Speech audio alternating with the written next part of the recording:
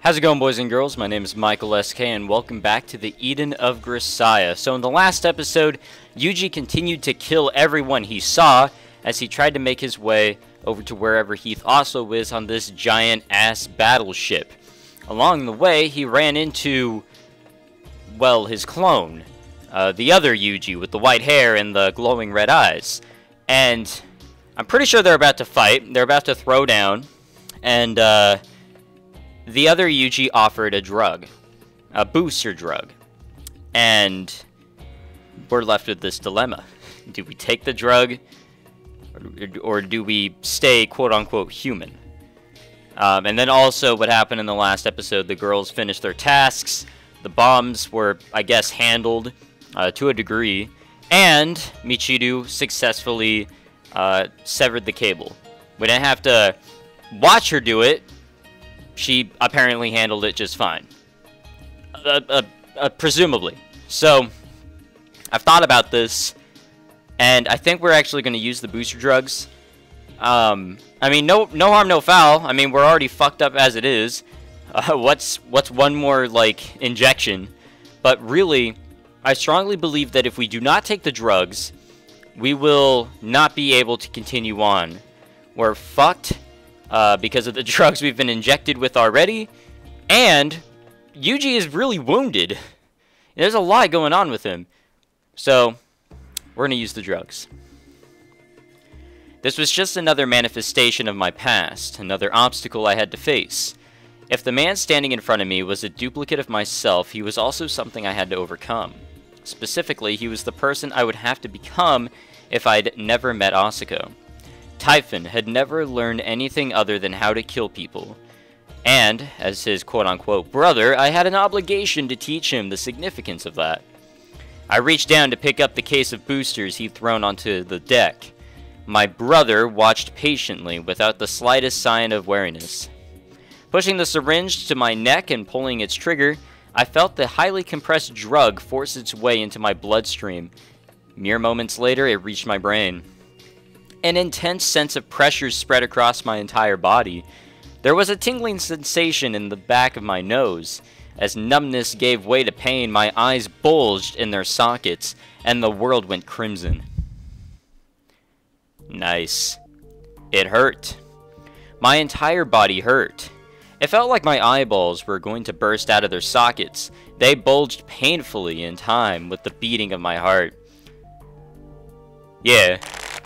Trying to endure the overwhelming agony, I clenched my teeth so hard that one of them cracked. Every pore in my body opened, releasing copious amounts of sweat. And all of a sudden, everything I could see started to look like nothing more than an obstacle. You can't clean up without getting your hands a little dirty. In the pursuit of a larger objective, there are some costs you'll simply have to bear. I couldn't expect to achieve my goal without using every tool at my disposal. And it wasn't as if I'd lived a clean enough life to worry about a little grime this late in the game. As my muscles swelled with energy, I felt the blood that had rushed to my head slowly spreading back down through my body. By now, all the anger and fear had melted away. My mind was strangely peaceful, devoid even of tension, but my limbs were trembling slightly. They trembled with the urge to kill. I thrust my knife tentatively toward Typhon's face, my hands shaking slightly against its handle.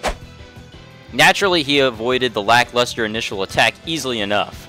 But as I stepped forward, I pivoted sharply on the big toe of my leading foot, changing my half-hearted thrust into a vicious slice. There isn't any need to take your enemy down with a single stroke of your knife. You just need to make his life miserable, to persistently harass him over and over again. Over time, he'll grow irritated and lose his ability to think rationally. Eventually, he'll either charge forward to deal a decisive blow, or you'll catch a hint of fearfulness in his eyes. That's when you go for the kill. At the end of the day, a knife fight boils down to repeatedly harassing your opponent while enduring his attempts to do the same. Not so different from war itself. Oh shit, boy. But of course, my brother knew those fundamental rules just as well as I did. And so he knew exactly how to leave himself subtly open to attack, tempting me into pressing forward too aggressively. By the time I realized I'd been manipulated, he blocked my stroke with his own blade, sending an unpleasant jolt through my arm. We paused for a moment, smiling wryly at each other with our faces only inches apart. なるほどね。自分と同じ人間に責められると、自分が他人にどう見られるかがよくわかる。兄さん、あんた嫌なやつだね。I don't want to hear that from you of all people. As our crisscrossed blades ground against each other, I glanced quickly around me and then pulled my leading foot backward, half a step while pivoting on my rear leg. I wanted to launch a kick into Typhon's flank, but my brother had anticipated that something was coming from the subtle shift in the pressure of my knife. The instant I made my move, he spun quickly away, turning his back to me. The words, "Oh shit," flashed through my mind. But it was already too late. As both of my feet stopped moving, Typhon's leather boot stabbed deeply into my side. Gah. He'd swung his slender leg around like a whip, landing a direct hit to my flank as I stood frozen in an unbalanced position. My organs screamed at the jarring impact. Gastric juice squirted out of my mouth and nostrils. How lovely. If I bent over and dropped to my knees, he was going to pin me down instantly. Adrenaline surged through my veins, goosebumps spread across my body. But instead of trying to brace myself, I let my body fall forward and swung my knife at the enemy with desperate force. When attacked with a knife, you can't just retreat backward with a straight line. Your enemy can easily transition to a thrust and close the distance between you. Some people run away reflexively. Some people stop moving. Some people stare fixedly at their enemy's blade. Some people can't think ahead to their next move in the middle of every thrust and parry. And some people make their intentions too obvious, failing to lure their opponent into mistakes. All of those people end up bleeding out on the floor. In a knife fight, you have to slip into your opponent's blind spots as you evade their attacks. Ideally, you want to get in behind their dominant arm. But if you can't secure the perfect position, you retreat, letting the enemy push you to the very verge of disaster. And that's when you collapse into them. Someone right in front of your feet can actually be even trickier to deal with than someone positioned directly behind your back. Swinging your knife straight down leaves you dangerously off balance. And if you try to counter with a kick instead, you're inviting the enemy to slash at your legs from their lower stance.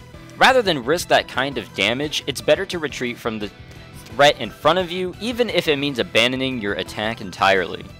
My vision clouded with sweat and tears, gastric juices burning in my throat, I swung my knife down at the pivot leg I'd glimpsed out of the corner of my eye. Well, he dodged that. Still, I'd forced him to abruptly lift the leg that was supporting his weight. He'd be too off balance to move. Clinging to that thread of hope, I raised my head toward my enemy and found myself looking into the barrel of a gun. Wow, what a good-looking man! Typhon had a knife in his right hand and a pistol in his left. While I was swinging my knife frantically around, he'd simply brought the gun to bear as he evaded. Whether he could actually hit me wasn't the issue. The barrel of a gun is a formidable weapon in itself. The instant someone turns a pistol on you, your mind focuses exclusively on its line of fire, and your body swings itself out of the way. Trying to escape the barrel pointing at my head, I turned my neck with unnatural force. A ball of reddish light burst from the muzzle. A split second later, just as the flash began to fade, a bullet sliced just past my ear and grazed my neck. My brother hopped diagonally backward on one leg, looking something like a pedestrian trying to avoid a sudden splash of mud from a passing car. Swinging up the rifle in my left hand, I pulled the trigger without pausing to aim. There wasn't much chance I'd actually hit him. My first bullet cut through empty air, the second curved astray, and the third flew well over his head. All I needed to do was buy myself enough time to get back on my feet. Of course, Typhon knew exactly what I was thinking, and he wasn't about to just let it happen. I tried to bring the barrel of my rifle to bear once again, but he trained his lighter pistol on me a heartbeat more quickly. He's gonna hit me. Reacting instantly to the danger, I swung my rifle out in front of my face. The first of the 3 shots he fired bit forcefully into its polymer receiver. Damn it! Tucking my damaged rifle against my chest, I rolled backward along the deck, then pushed myself up with my shoulders and took aim at the enemy. When I pulled the trigger, the rifle fired a single shot and fell silent. The selector was still pointing to A. Holding down the trigger should have kept the rifle firing until its magazine was empty. That first shot had probably left the bolt carrier hopelessly warped. Glancing down, I saw the uninjected cartridge stuck between the bolt and the lip of the injection port, emitting a small trail of white smoke. I steadied myself on one knee and pulled out the bolt handle, but found I couldn't bring it back even half of its usual range. By now the gun was nothing more than a blunt instrument. Without hesitation, I hurled it at the enemy. The rifle spun through the air like a boomerang, heading directly for Typhon's face. I followed its shadow, stepping quickly forward from my low kneeling position, but even as my brother knocked the rifle aside with its knife, he brought his pistol to bear on me. Ordinarily, it's nearly impossible to perform complex movements simultaneously with both your right and left hand. All the more so when you're talking about something as challenging as instantly deflecting a flying object while also aiming a gun.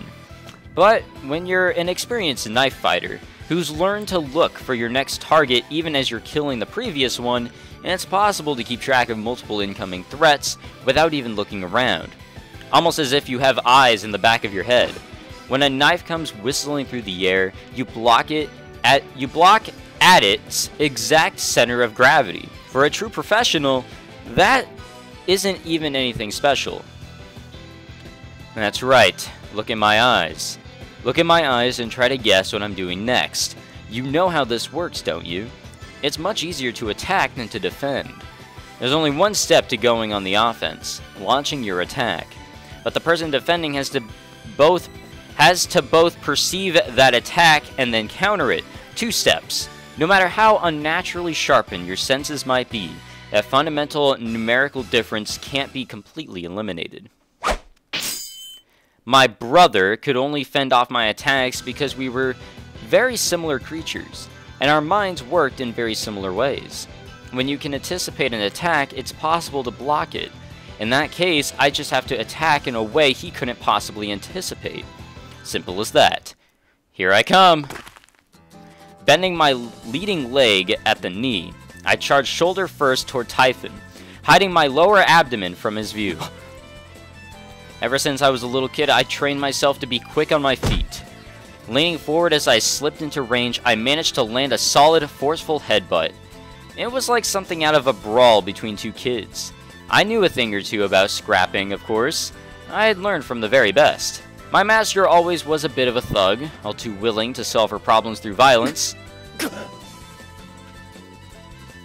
Thugs tend to be dim-witted, although they're also surprisingly shrewd. But my master also taught me that craftiness can only get you so far. I had sat through her lessons day in and day out, trying my best to study as she poked me in the head with a stick. Thanks to a truly excessive amount of effort, I had managed to pick up a few clever tricks that your average dimwit wouldn't be able to pull off. Oh shit. What the fuck? Kisama? Kazumi style self-defense, bare hand pistol snatch. Pretty cool, right? He took the words right out of my mouth. His body quivering with rage, my brother glared at me with a new intensity in his eyes. Those were the eyes of a man possessed by violence. Those were the eyes of someone who'd been granted strength instead of earning it through experience. It was the exact same way my father had glowered at me, drunk on the power his money gave him. It made me sick to my stomach. What's the matter, kid? First time you've gotten shot? It does hurt, doesn't it? All that blood pulsing through your stomach really makes your guts scream. You tense your muscles to try and stop the bleeding, but it only surges out all the faster. Once you've lost enough blood, your muscles begin to stiffen, losing their explosive power. When you realize that time isn't on your side, you start to panic. You can't hesitate, or you'll stop moving entirely. Don't get too cocky yourself, little brother. Oh, fuck! With Typhon focused on fending off my knife, I fired a 11.4mm 260 grain big game hunting bullet into his gut at point-blank range. The pistol in my hand, too huge and clunky to be a particularly practical weapon, had previously belonged to Oslo's subordinate Travis. I plucked it out of his severed hand and slipped it under my belt earlier, thinking it might come in handy if I needed to blow the lock off a door.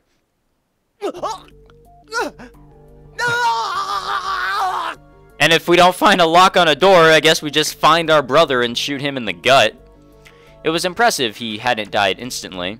The caliber of the bullet wasn't the only relevant factor, but he'd basically taken a .454 castle to the stomach. If I'm saying anything wrong, I'm sorry. And he was still capable of screaming. You didn't see that every day. I'd seen chunks of meat burst out of his gut. Blood vessels had burst all around the point of impact. The sudden spike in blood pressure had surely taken a severe toll on his heart and brain. I wouldn't have thought anyone other than Asako could be tough enough to survive a shot from a gun like this. That hurts, doesn't it? Well, then again, I guess that's the least of your worries. Writhing on the deck, my brother stared up at me furiously, with eyes full of crimson-red blood vessels. Pink, foaming drool dripped from his mouth. Red tears were trickling down his cheeks. Even the piss running down his legs was bloody. Hold on a second. I'll put you out of your misery. Damn, out of bullets, huh? The pistol can only hold 5 of those absurdly enormous cartridges at a time. I'd counted the shots Travis took, but the overly complex mechanism on the swing-out cylinder was annoying enough that I hadn't bothered to double-check how many bullets were left inside. I'd either have to pick up the gun Typhon had thrown aside earlier or finish him with my knife, at the cost of some potential pain. But as I was thinking it over, my brother reached inside his shirt and pulled out another case of booster drugs.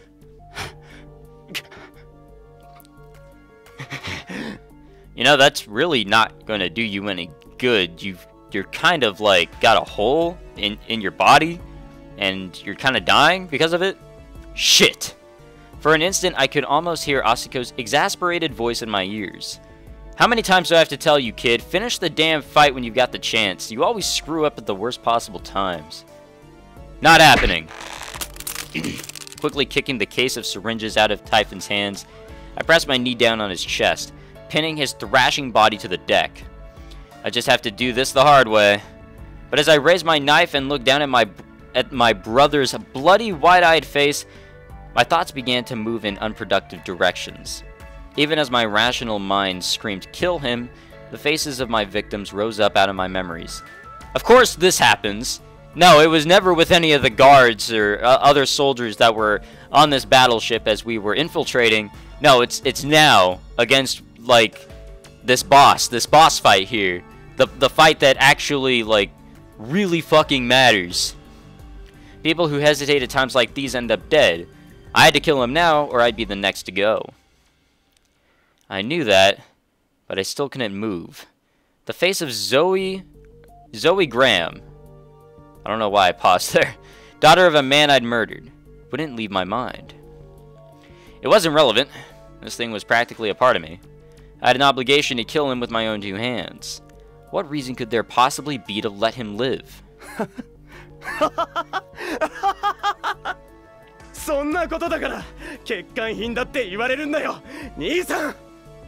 Wait, I think the reason why I paused was because I think I'm pronouncing her name wrong. Is it Zoe or is it Zoe? I actually have no idea how I've been pronouncing her name in previous episodes, and I don't know whether or not I should change my pronunciations. I'll just go with Zoe, and then I'll look back and maybe I'm an idiot. I don't know. All of a sudden, my brother was pressing a syringe to his own neck. Just as I'd hidden a gun under my clothes, he apparently kept a spare supply of the boosters stashed away somewhere.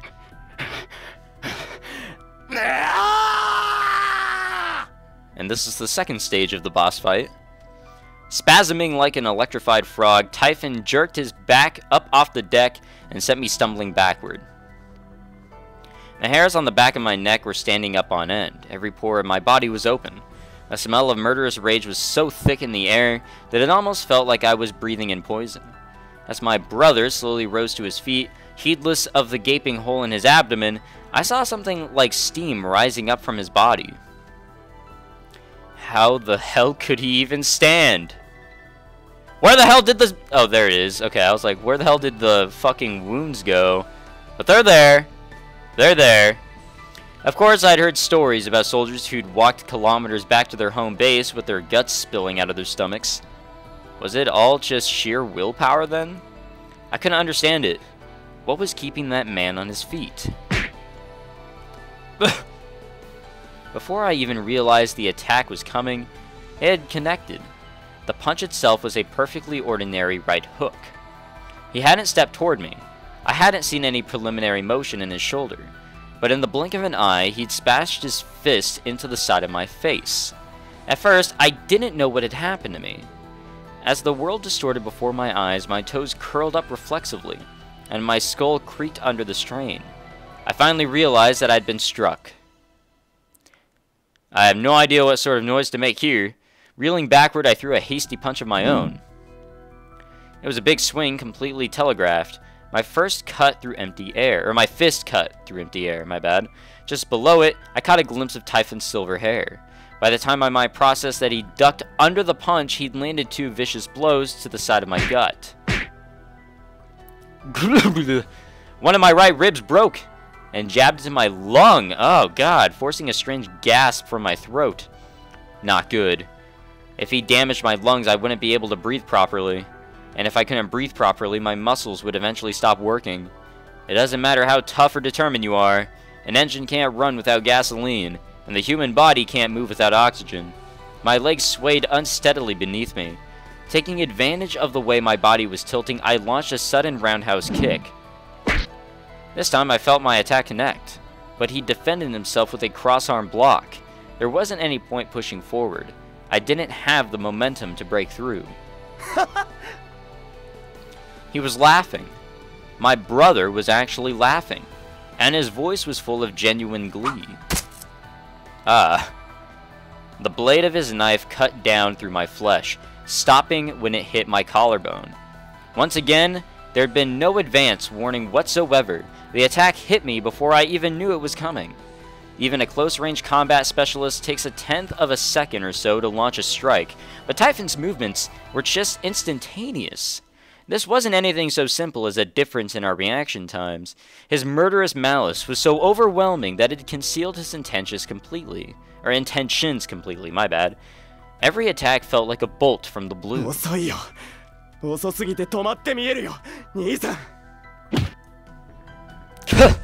My brother fired off a kick of his own, returning my earlier attack in kind.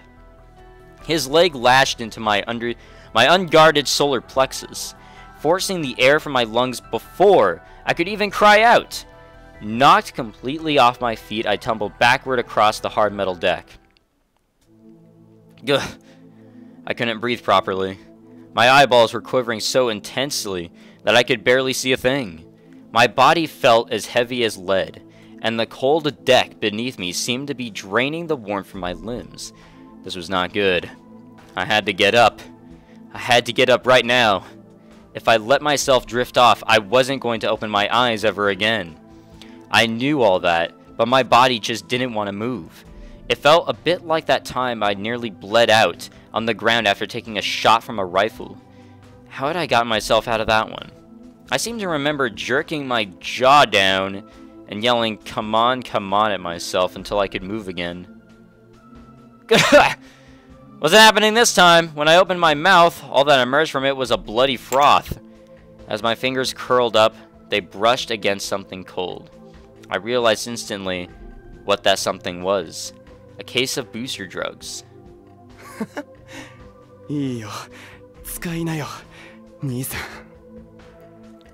Typhon must have kicked me this way. Deliberately, knowing that the boosters were lying there. The kid really was too cocky for his own good. Was he that sure that his own big brother couldn't possibly beat him? I could kind of understand that, actually. Not too long ago, I'd almost convinced myself that I had surpassed Kazuki. Apparently, overconfidence ran in the family. Reaching out with trembling fingers, I took a syringe from the case and pressed it desperately to my neck. A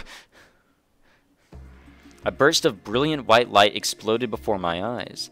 Suddenly, my body was boiling with heat. My muscles swelled up inside of me, and my bones groaned under the strain. The pain was maddeningly intense. A powerful force was ripping my body apart. A vice was clamping down viciously on my head. My heart was moving so fast that I thought it might explode. What was this, 200 beats per minute? Blood surged through my veins, reinvigorating every cell in my exhausted body. I was suddenly bursting with energy, like a candle flaring up before it burns out. I could move again. Propelling myself forcefully up off the deck, I landed steadily on my feet. In total, I'd now taken a triple dosage of the boosters. That was definitely uncharted territory. I looked around me, observing a world that seemed to be moving in slow motion, and my eyes found the face of my brother.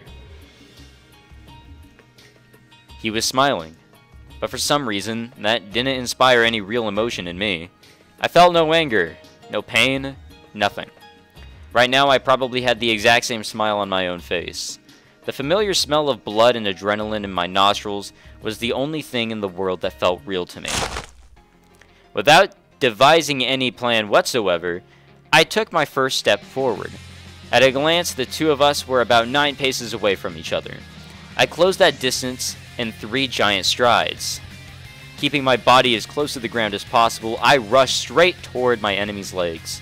My leg whipped forward in a low, sharp kick, like a scythe mowing down wild grass.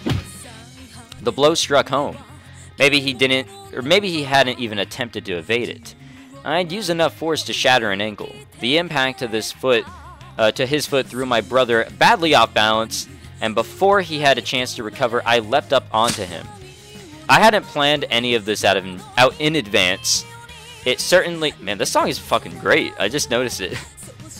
Listen to this shit. This is lit. Alright. It certainly wasn't any kind of martial arts maneuver. I'd literally just jumped on the man like a wild animal bringing down its prey. The only real difference was that I didn't have any razor-sharp fangs to sink into his neck. A human being's only weapons are the techniques they've beaten into their own bodies. Without any need for conscious thought on my part, my body moved exactly as I trained it to, like a predator obeying its natural instincts. Using the momentum of my leap, I grabbed Typhon's left wrist and pulled him forcefully toward me, then drove my elbow into his temple.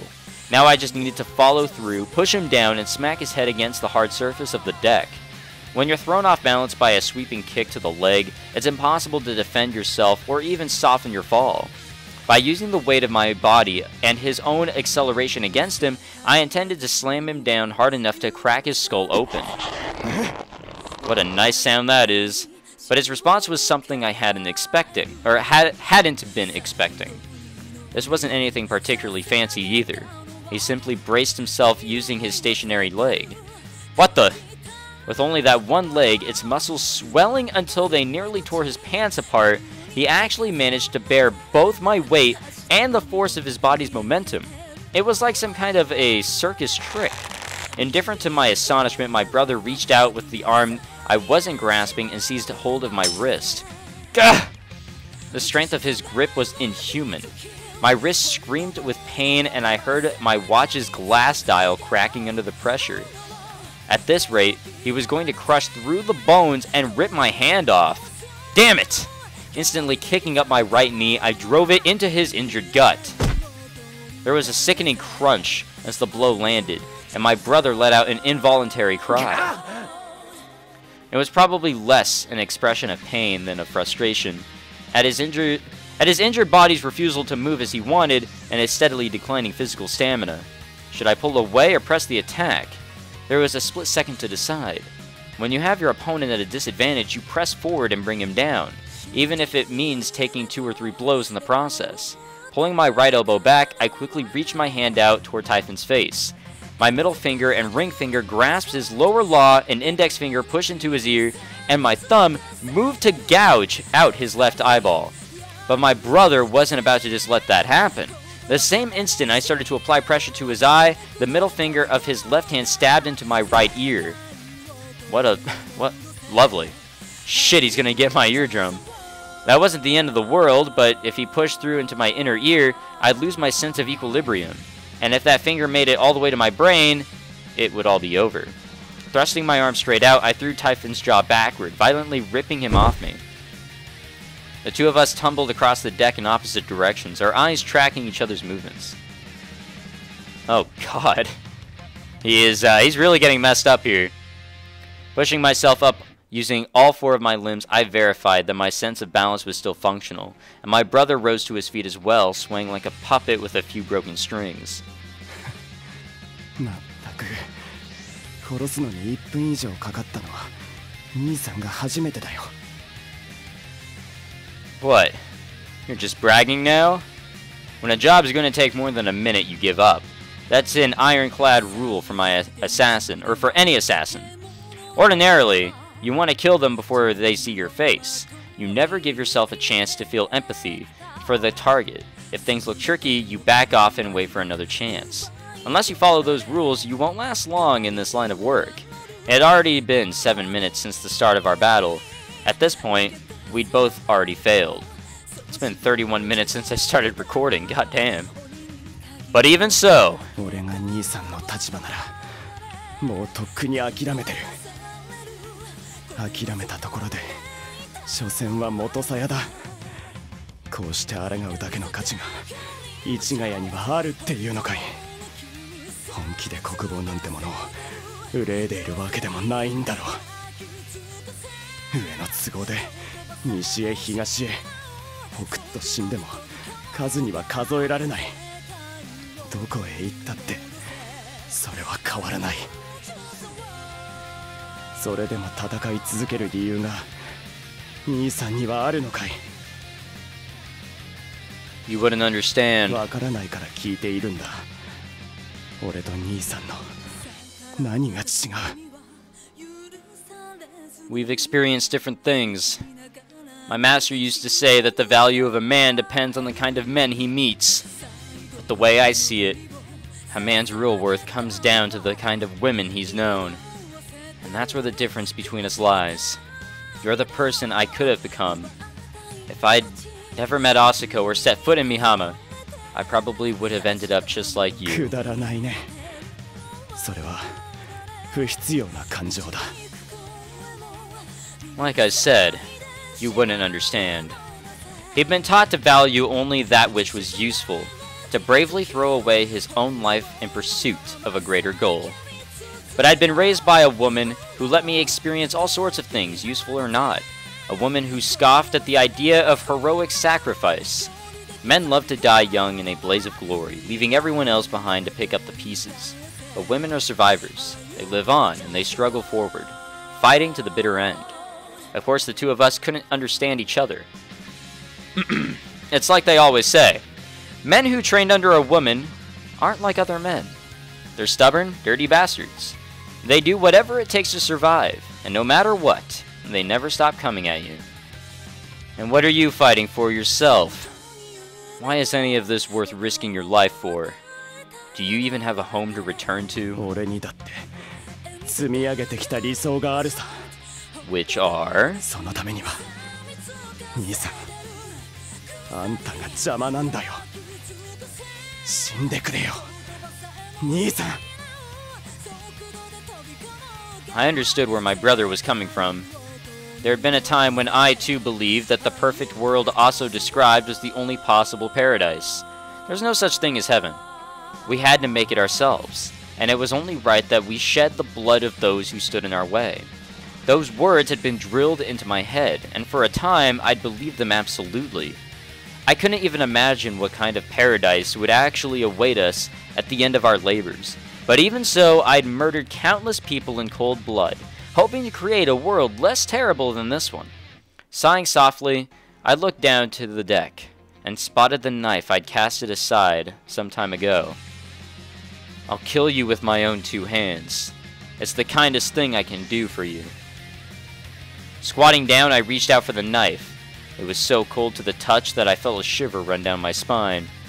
Oslo had once told me that a tool for killing people should be devoid of warmth. It was probably both an expression of his distaste for firearms and a reminder that the act of murder is best performed emotionlessly. My brother here was another killing machine that man had created, and as he brandished his knife, I saw no anger or sadness in his face. This was the only way of life he knew. He couldn't do anything but kill, and that's why he had to eliminate the obstacle in his path. It wasn't as if he had a motive. His prey was standing in front of him, and like a predatory animal, he simply let his instincts carry him forward. He didn't care if I tried to evade his charge, or to meet it head-on. He just wanted to wound me further, to weaken me, and eventually to bring me down. There were no tactics or strategy involved. Willingly accepting a certain degree of injury, he thrust his knife relentlessly at every hole in my defense. It was a simpler and uglier thing than even a brawl between children. Faster. I had to be faster than him. Faster than before. My body, already at its very limits, was accelerating rapidly toward death. Stars flashed before my eyes. Stardust syndrome, huh? This was probably the same starry sky Asako had seen on her deathbed. Countless points of light were glittering brightly all around me. For some reason, I felt like every one of them was the soul of a dead human being, beckoning me out into the darkness.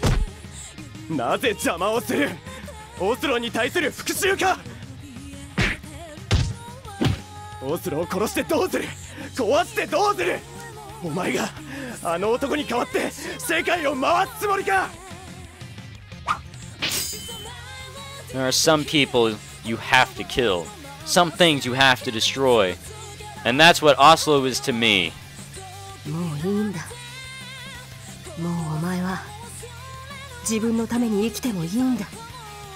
Oh shit.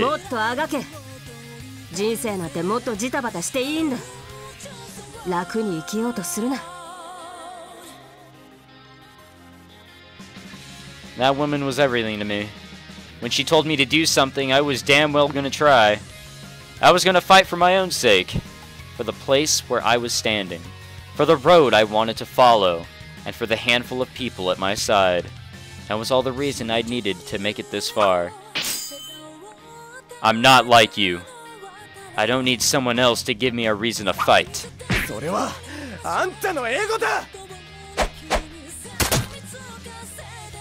So what? I've never met a man who wasn't. It wasn't much of an argument, admittedly, but I wasn't here for a debate. Once you start to hesitate, you lose the ability to kill.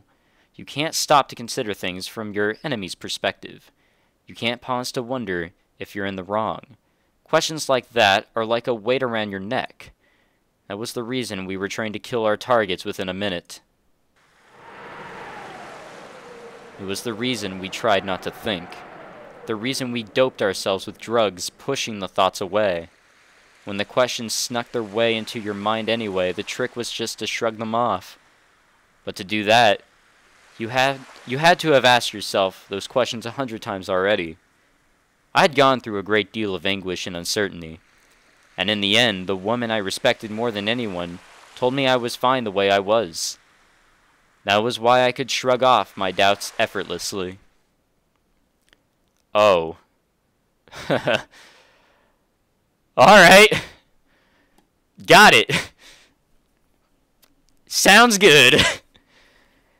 Never took more than a minute to kill someone, huh? And I guess this was the first time you ever had the chance to hesitate. It would be cruel, even childish, to call this a matter of experience. A machine doesn't feel doubt. But when its programming contradicts itself, it stops working. The only thing that can keep moving forward, contradictions and all, is a human being. And someone who only cares about things that are useful can't hope to understand what it means to be human. That was the real difference between you and me. Sorry it took so long to introduce myself. I'm Kazumi Yuuji. That's the name of your brother and the name of your killer. Mention it on your way down to hell, and they might move you to the front of the line. Well then, that just left Heath Oslo himself. I didn't know exactly where he was waiting for me, but in my experience, big shots tended to like high places. いたぞ Uh-oh. I just have to climb my way up to him then. Even if that meant building a mountain of corpses.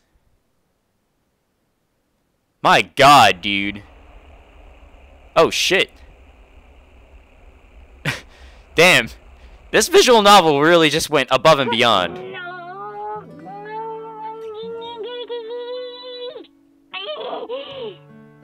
And with that note, that'll end the episode. We're 92% done. My god. Barren Blossoms of Paradise. Alright. So, I don't know how much left we have. I don't know if I should record another normal length episode and then maybe go for a finale. Because the finale, it's coming up, man. We are almost done with this bitch. It's just really hard to gauge how much more we have left to go. And usually my predictions are right. There was one time it was kind of wrong and I ended up making like an hour-and-a-half video, but I guess we'll see what goes on here. But anyways, we will see what's going on with the girls, and I'm guessing in the next episode we will probably finally have our interaction between Yuuji and Oslo. We'll have to wait and see. So thank you very much for watching, guys. If you enjoyed this episode and all the talking that I had to do, oh my god, that was fucking brutal. Please leave a like and subscribe, obviously, for more. But oh my god, they really threw a lot at me in this one. Whatever. I'll see you guys in the next episode. Take it easy.